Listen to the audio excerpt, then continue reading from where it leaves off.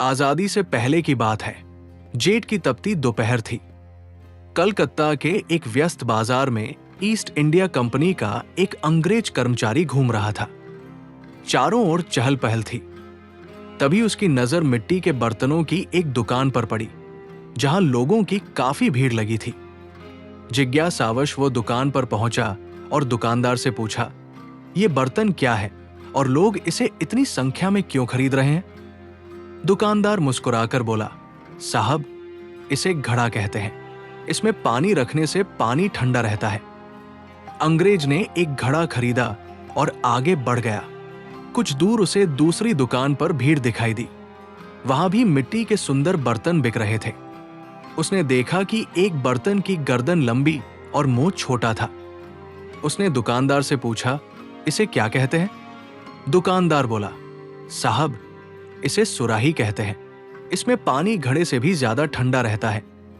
फिर वो थोड़ा मुस्कुराकर बोला, आपने मेरे पिताजी की दुकान से घड़ा खरीद लिया, जबकि मैं उसी कीमत में आपको सुराही दे सकता था।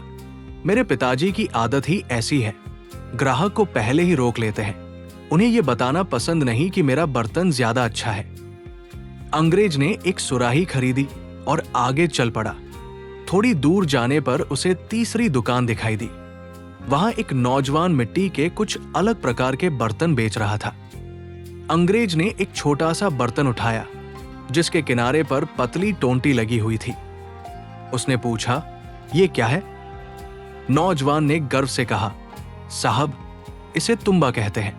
आपने मेरे पिता से घड़ा और भाई से सुराही खरीदी है, लेकिन दोनों से पानी डालते समय पानी ज्यादा गिरता है। मेरे इस तुम्बे में टोंटी लगी है, इसलिए पानी बिल्कुल कम बर्बाद होता है।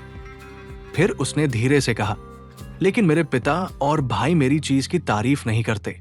वे दोनों मुझसे ईर्ष्या करते हैं और ग्राहक को मेरी खासियत बताते ही नहीं। अंग्रेज ने वो तुम्बा भी खरीद लिया। इस बार उसके चेहरे पर मुस्कान थी, लेकिन वो मुस्कान पहले जैसी नहीं थी। उसमें एक कुटिल योजना की झलक थी। अगली सुबह वो तीनों बर्तन लेकर अपने कैप्टन के पास पहुंचा। कैप्टन ने पूछा, ये क्या लेकर आए हो? अंग्रेज कर्मचारी ने कहा, सर, ये पानी ठंडा रखने के बर्तन हैं, लेकिन इनसे भी अधिक महत्वपूर्ण बात मैंने इनके पीछे छिपी है। उसने पूरी घटना कैप्टन को बता दी और अंत में कहा, सर, भारत केवल धनवान ही नहीं है, बल्कि यहाँ के लोग अत्यंत प्रतिभाशाली और हुनरमंद हैं। लेकिन मैंने एक और चीज देखी है, इनमें आपसी अहंकार और ईर्ष्या भी बहुत है। कैप्टन ध्यान से सुन रहा था। अंग्रेज बोला, एक ही परिवार के 3 लोग अलग अलग बर्तन बनाते हैं।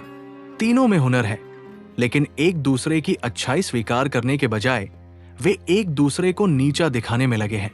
यदि एक की थोड़ी तारीफ कर दी जाए तो वो दूसरे से अलग हो जाएगा। अगर उनमें छोटी सी बात को लेकर मतभेद पैदा कर दिया जाए तो वे स्वयं ही एक दूसरे के विरोधी बन जाएंगे। कैप्टन की आंखों में चमक आ गई।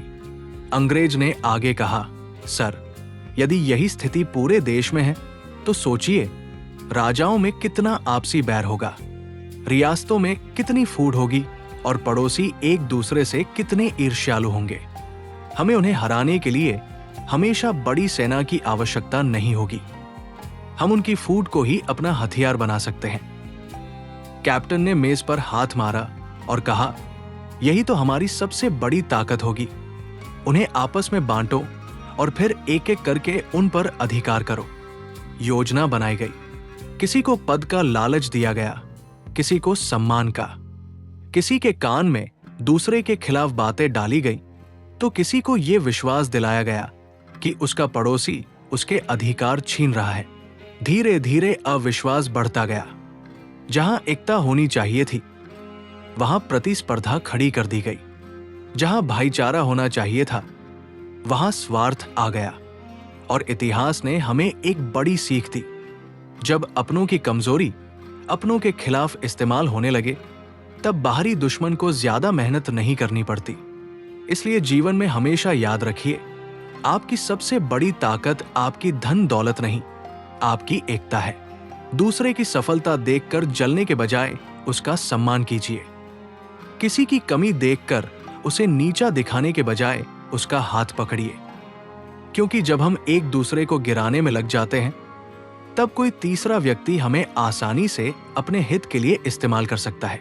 फूट चाहे परिवार में हो, समाज में हो या राष्ट्र में, उसका लाभ हमेशा कोई तीसरा उठाता है। इसलिए आपस में प्रेम रखिए, एक दूसरे की प्रतिभा का सम्मान कीजिए, ईर्ष्या को त्यागिए और एकता को मजबूत कीजिए।